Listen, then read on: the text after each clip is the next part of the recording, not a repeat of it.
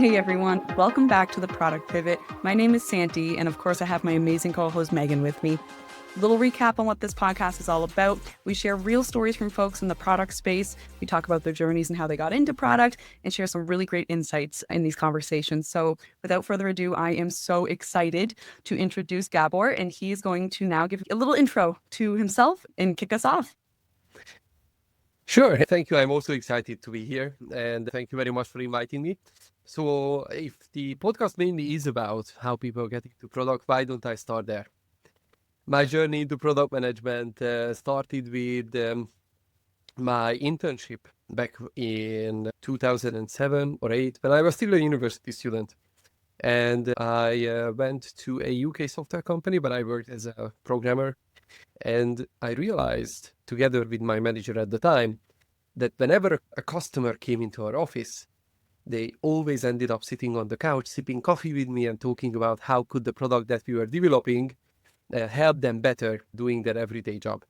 And that's when my manager and I sort of jointly decided that maybe I should do something else other than just the coding job, which I was very happy about because I loved this feeling of creation. When there's nothing, then I type code and there is something. That is lovely. Like I still today, I love it, even though I don't do it as much for professional purposes. I don't do it anymore. But that love for creation is still in me.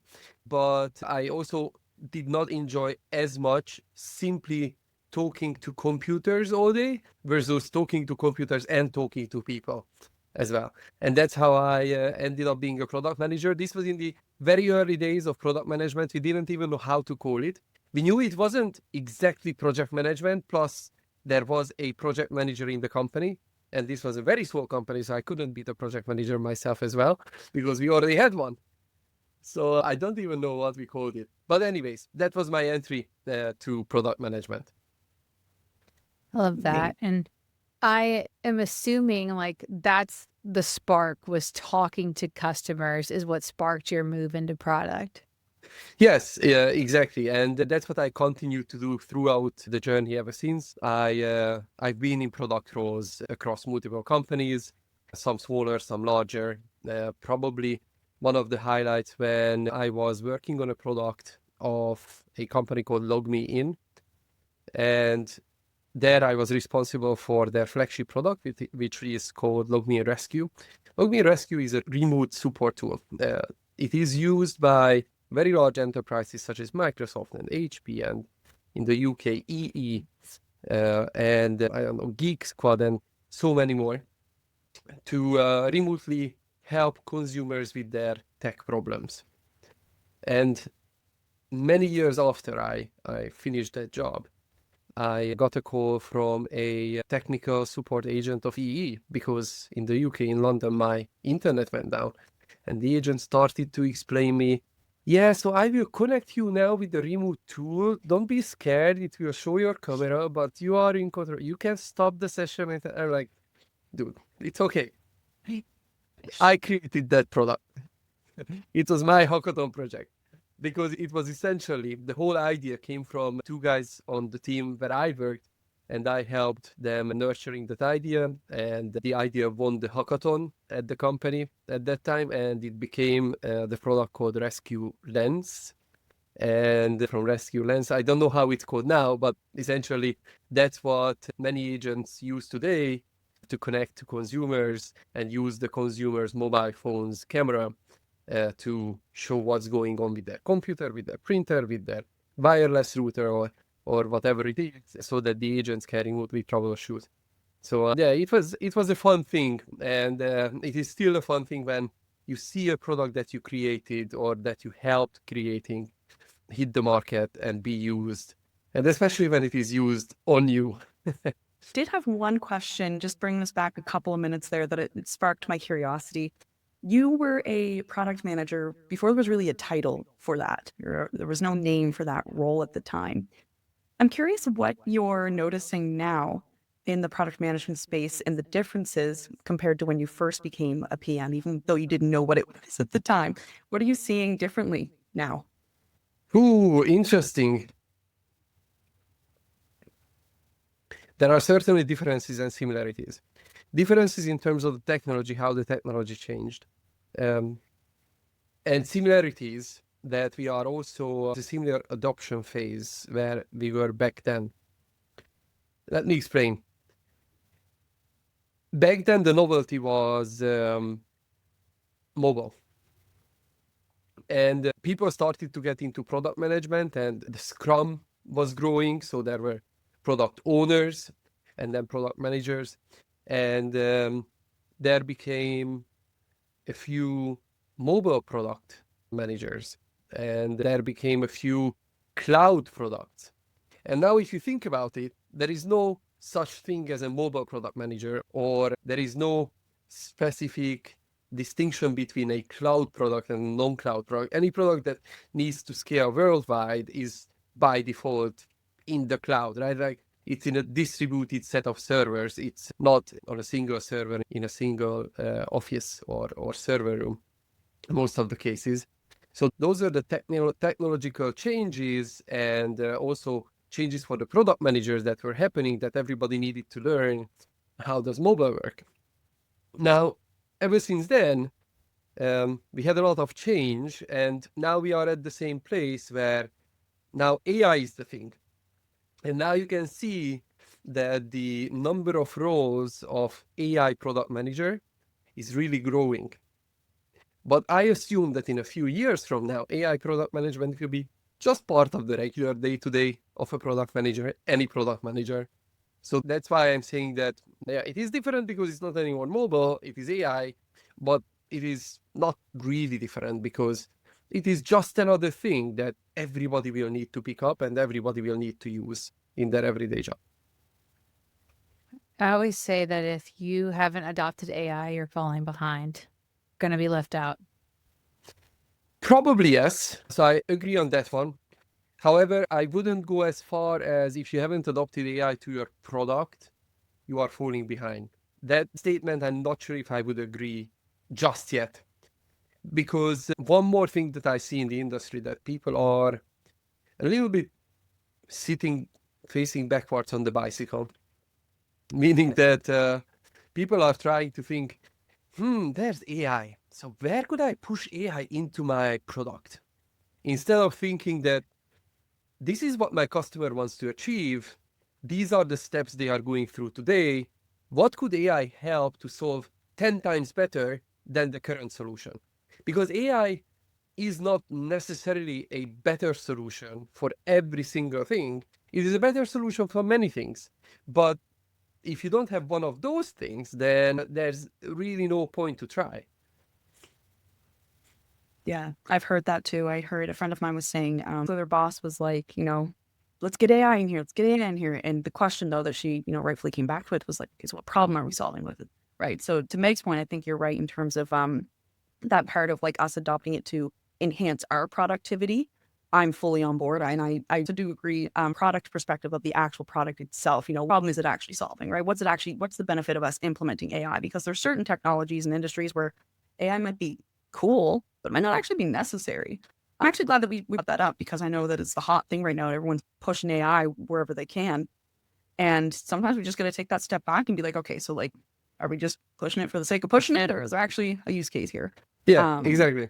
But on the other hand, the user part of AI and how you as a product manager would be utilizing AI, I think it's very important to recognize that if you don't use AI and LLMs in your everyday work, it means that you are not getting a real sense of what it is capable of, and therefore you will lose your creative thinking around AI, and you won't be able to come up with some moonshot ideas where I could use AI and how could I benefit from it, or how could my users benefit from it. So for that reason, I would encourage everyone to use AI in as many areas of their job as they can.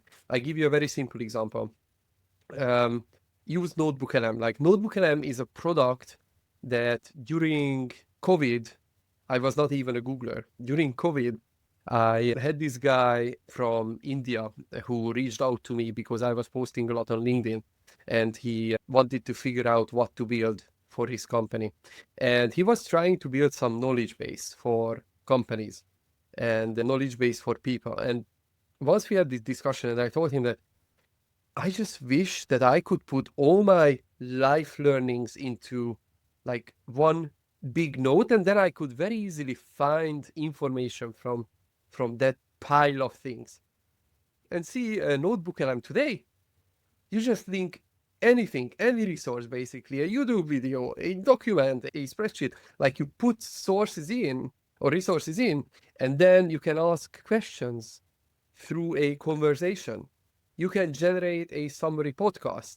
You can even join, like we are in this meeting, you can join the AI and have a conversation and ask questions back and forth about the aggregated knowledge and aggregated content of everything that you added as a source. Like how fascinating it is, like a second brain.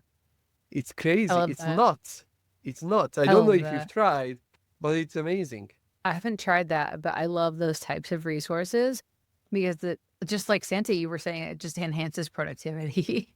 Like, why spend like 2 hours reading a long document or watching a YouTube video if you can get the TLDR? That's kind of how I feel. Yeah. The one practical application what I could tell everybody could use as a product manager is when you are setting your annual or quarterly goals.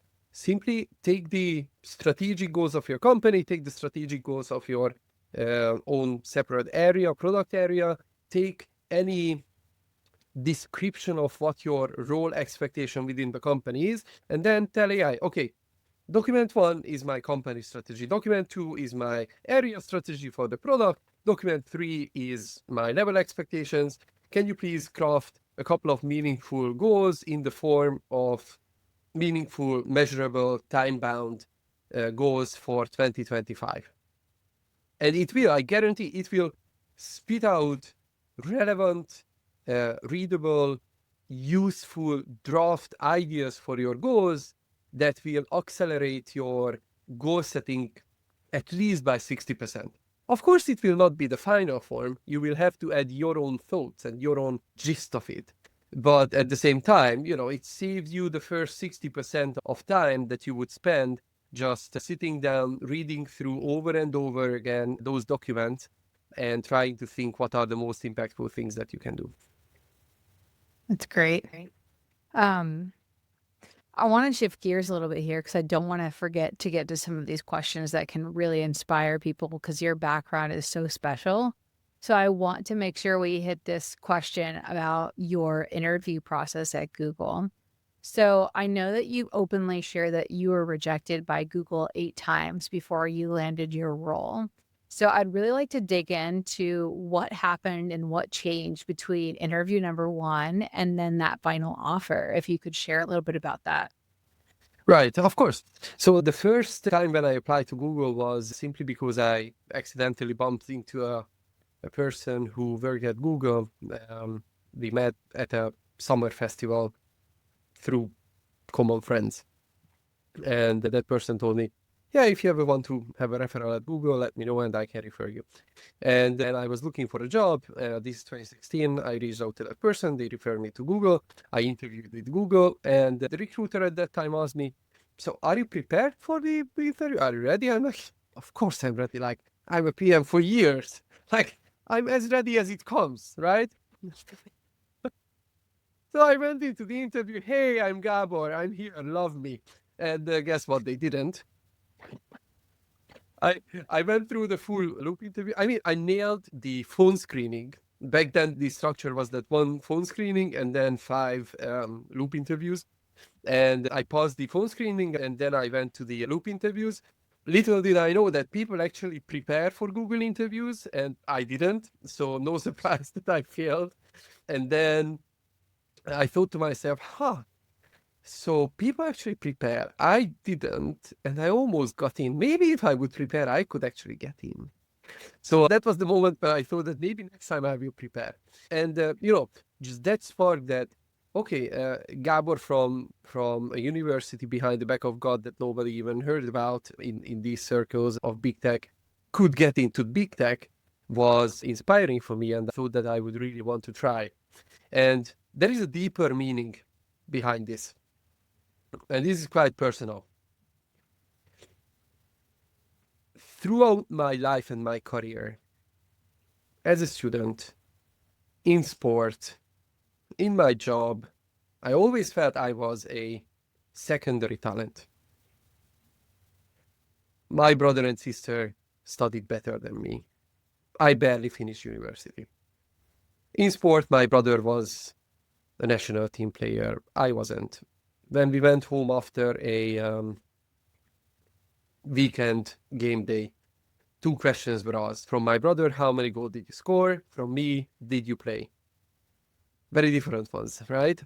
And I had this strong motivation that, bloody hell, if I get into that fucking Google, then I'm no longer going to be the secondary talent. I'm going to be the prime talent once and for all. So that was the drive. And then there was the opportunity. So the drive and the opportunity came together. And then the only thing I was struggling with is actually knowing how to pass the interviews. And I tried, like I was, learning a lot. I was reading books. I was doing mock interviews. But at the end of the day, in 2018, when I got my second chance to interview, again, I failed. Probably there, the problem was that I was preparing, but I was preparing very sporadically, and I was preparing only for a short period of time, more like a quick campaign of preparation for a couple of weeks, like 2 weeks, and that was not enough. And then after that, between 2018 and 2021, I applied probably like to 20 roles within Google, and I applied to a dozen roles at Meta and Amazon and everything. And I just didn't manage to get an interview with Google at all. I managed to get Facebook interview, but I didn't pass it. I got into the Amazon loop and I was scheduled for the final loop interview, but then the role got cancelled. So it just, somehow it was just not happening. But my dream was still Google. And then in 2020, COVID hit and I lost my job with the first wave of COVID pretty much. So I started again trying to get a job at Fang. It didn't happen. And during those days, I found this guy who was a Google PM at that time and who was coaching PMs to get offers. And I'm like, okay, if anyone, maybe he could help me to get to my dream job. So I opted for him to help me. And at the end of the day, our collaboration led me to be able to pass the Google interview. And the most important difference between 2016 and 2018 versus 2021 was how I communicated my thoughts in the interviews. I always phrase it as I was a good product manager way before I was a good product manager interviewee. And I let this sink in because especially in this market, you can be an excellent product manager, but if you are not a great product manager interviewee, you will still not get the job that you are dreaming of, because those people who are interviewing really well will get those jobs that you are dreaming to get.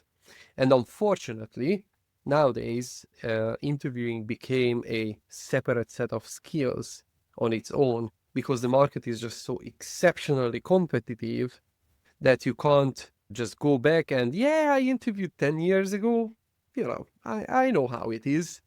I remember how I did last time, because compared to last time when you interviewed and now when you interview, it's like it's a different ballgame, because every popular role now has hundreds and hundreds of applicants, and at least a couple of dozens of them are fully qualified and really good, strong fit for the role. That's so true. I wanted to ask a question on that. Would you recommend people that are incredibly happy in their roles, so a PM at Google who's super happy, to interview regularly to keep those skills sharp? This is a tough one.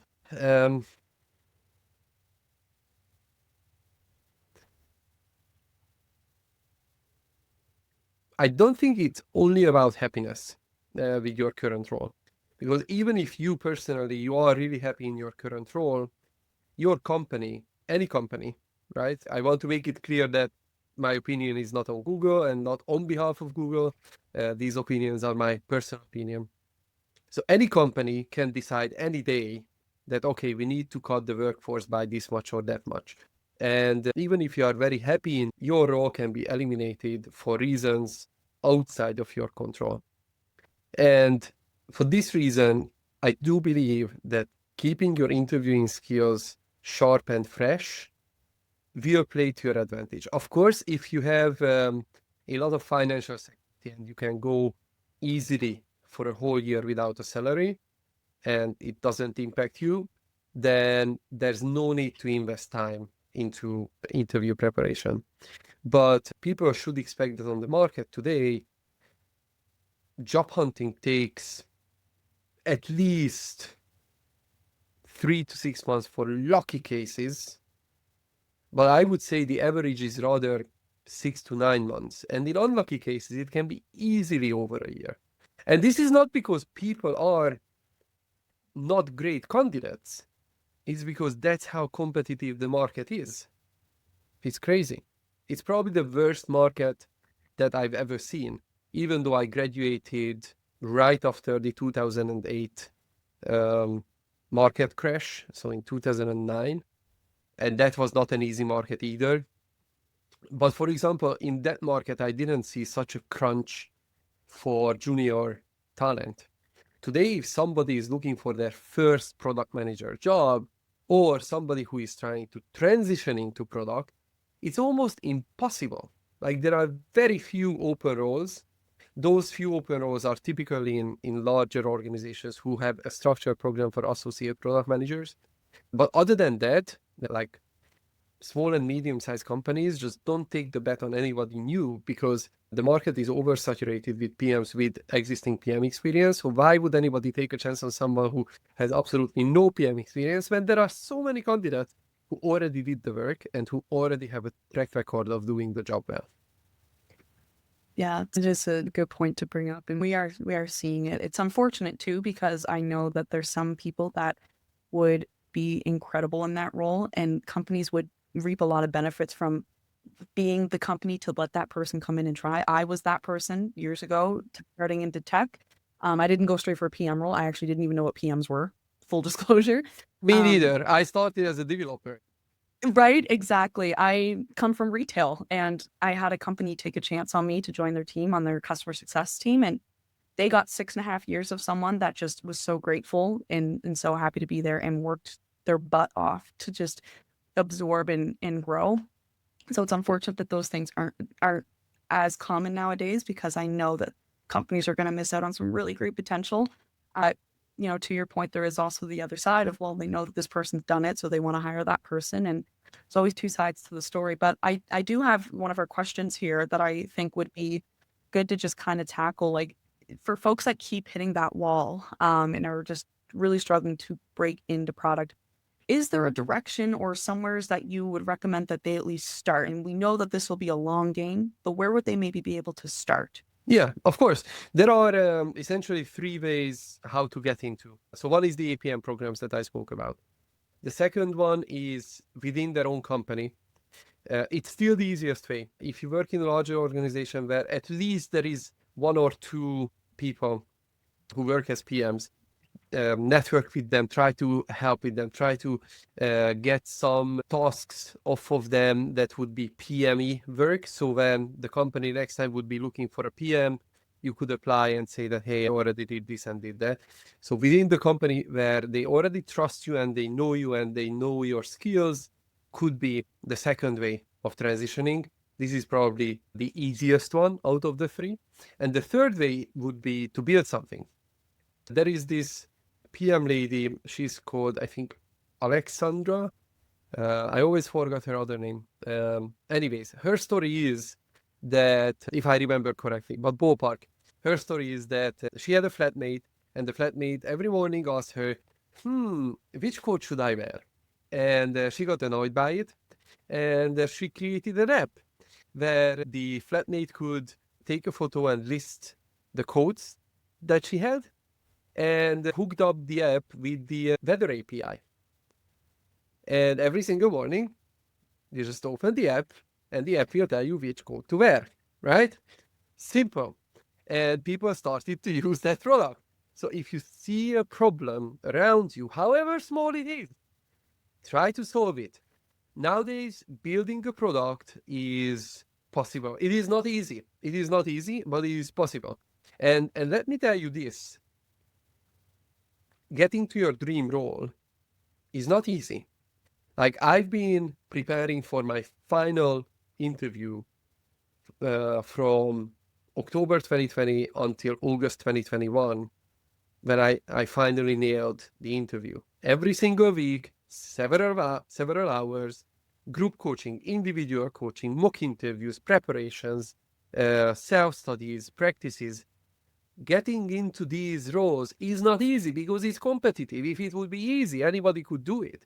So if you want to become a PM, and we are saying that, yeah, build something, and you say it's not easy. Well, it's not easy. Yes, it's not easy. But if you really want it, you can do it. Yeah, that's amazing advice. Meg, I don't know if you want to add on to that, but I had just like a question just to kind of follow up on that. Like, what kept you motivated during that time? As I said before, I finally wanted to prove to myself, not to anyone, because nobody told me that I was not good enough. But I was telling myself I was not good enough. So I wanted to tell myself that, bloody hell, I am a top talent. That kept me moving. And probably it is, to some extent, an unhealthy feeling. And again, it originates from some childhood things that I was not as good of a player as my brother was, or I was not as a good student as my siblings were. But anyways, that was my motivation from the inside, and that kept me moving. Plus, I had this little spark in 2016 that maybe there is a chance. And honestly, when I set my mind on something, for me, oftentimes, this might sound weird, I admit. Bigger challenges feel to me like they would be video games. Then there is always a next level to unlock. And, when I managed to get an interview, it was like, okay, I unlocked the CV round. Great. So how do I unlock now the phone round? Oh, I unlocked the phone round. How do I unlock the loop next time? And, in a couple of tries, I managed to unlock that one. And I recognize this pattern with any channel. So, for example, when I was developing a product and I was trying to build a stronger sales funnel, and I started to build a top of the funnel, and I started to see good signals that top of the funnel is widening and I'm getting more traction. But then in the immediate next step, people are not taking the next step. And then I was trying to figure out, okay, how do I optimize that landing page that it converts? And then when it started to work, then, okay, next step down the funnel. And it is just a video game. It is a video game. Like, how do you unlock the next level? That's how my brain works. I love it. I know there's gamers that listen to this podcast, so guys. If you're a gamer and if you want to be a FANG PM, this is your calling. I actually helped one candidate who is a gamer and who is now working in the area within Google where she's helping game creators to create more games in Google Play. So it was a match made in heaven. That's so cool. Yeah. I love that. So talking about interviews here, I think we had just the one question left that I wanted to touch on. So that was about the PM interview readiness quiz that you created. So we were, wanting to hear a little bit more about that. Kind of why did you build it, and how can someone use this to get the results and actually level up in their next step? Yeah, of course. So I created this quiz because I realized that there are a couple of questions that I can ask a PM. And depending on how do they answer those couple of questions, I can really understand how far they are from the level of knowledge that they would need to be able to craft answers in these top level FANG interviews that could give them a chance to potentially pass the interviews. Questions such as, can you explain clearly the difference between jobs to be done and the user persona? Or without looking it up, are you able to explain clearly what could have gone wrong when Netflix failed to live stream the boxing event, whereas Netflix is famous for their streaming business all around the world. I have a couple of these questions which are very targeted, very specific, and I know exactly if the person answers it one way or the other, I know that they probably know what they are doing or what they are talking about, or they probably have some areas where there is a knowledge gap. And then at the end of the quiz, I provide them with a couple of readings and couple of pointed suggestions how they could improve. So if anybody takes the test, they can expect that on the other side of the test, there are some resources, pointers, books, articles that I share, as well as, if somebody scores high enough that they could have a shot and they want to learn more about how to improve their skills even further, I provide a link where they can book a quick chat with me. Cool. That's great. I know we only have 10 minutes left, so I want to just make sure that if there's anything we haven't hit yet, that you have the opportunity to just let us know and share anything else that you might want to share on the episode. So the floor is yours. Oh, okay. The last thing probably is that when I was preparing for my interviews, I realized that the available resources were not really sufficient anymore. I was interviewing between 2016 and 2021, and the peak of my preparation was between 2020 and 2021. And at that time, I was reading the typical books, Cracking the PM Interview, Louis Lynn's interview preparation books, Decode and Conquer, the product management interview with those interview examples. And I was watching also a lot of videos online. And these resources are great. I learned a lot from them. For example, I really loved the interview math book of Louis Lynn, even though today those type of questions are not really asked anymore in FANG interviews, but back then they were. So I learned a lot from these, but I realized that these books were written almost 10 years before. And therefore the structure and the knowledge and the information in them just got a little bit outdated and not yet up to the level which would actually help you pass the interviews. And that's when I started to think that I wish there was one source that I could use, which would be up to the level of today's interviews instead of interviews of when product management was a new role in the 2010s. And a couple of years after, and dozens of product managers after who I helped getting great roles in FANG and FANG Plus companies, I collected all my teaching points and coaching points that I gave across the years to all of these people who pulled off opportunities in Meta, in Amazon, in Google, in Walmart, in many other companies. And I put all of these down into a book. And I'm super excited to tell that I got this book in the cooking, and hopefully it is coming out later this year.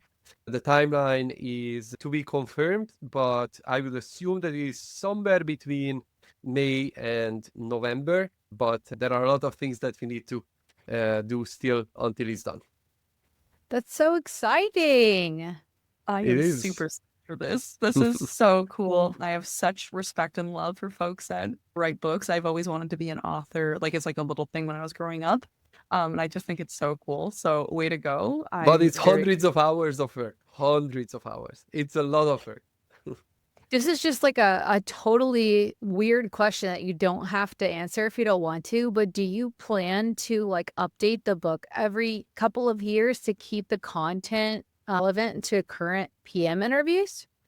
Most likely, yes. As long as the PM interviews evolve, I will. I see a sign that PM interviews, I project that they would evolve in the next couple of years. Maybe even in the next year or two, I could see it happening, because now you can see that AI tools are out there, and AI tools for interviews are popping up everywhere, and the market will have to embrace the fact that candidates are using these AI tools. And whereas right now the process doesn't cater for the usage of these tools, in the future, when the product manager job is going to use more and more and more AI tools, I do believe that interviews will also start adopting some of these AI tools, but there's no sign on the market just yet that these tools would be used. But I think when this happens, then we will have to relearn how interviewing using AI tools would work. And probably that would be a point when I would need to update this book. I hope it's not going to happen next year. Hopefully it takes its time. Give me at least 2 years, please. Oh, that's great. Well, we have one final question for you, and it's a doozy. So I'm curious, what product metric should we all stop pretending to care about? Stop pretending to care about. Mm-hmm. I could much easier answer what we should care about.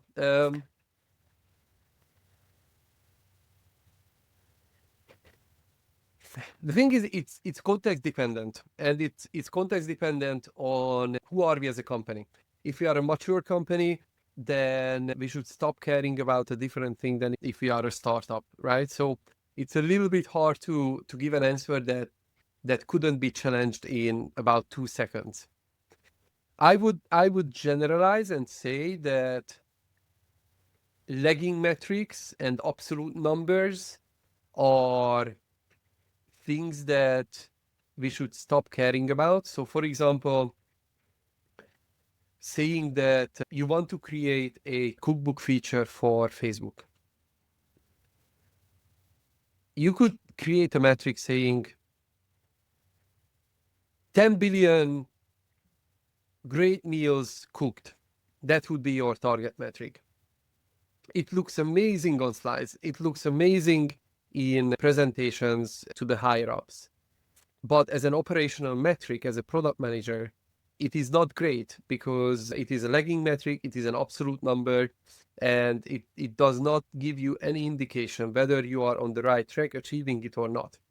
And therefore, I would always encourage everyone to look for metrics that measure the number of occasions and the speed, how quickly you can get your users to achieve the goal that they want to achieve. Those are the best metrics, because if you can make your users successful, then your product will be successful as well. I love that. That's a good answer. I think that's a great answer.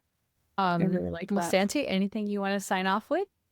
No, there's nothing specifically. I honestly just, again, absorbed all this information. It was really great. I know some folks that'll be blessed to hear these insights. So just want to thank you so much for coming on and sharing. Thank you very much.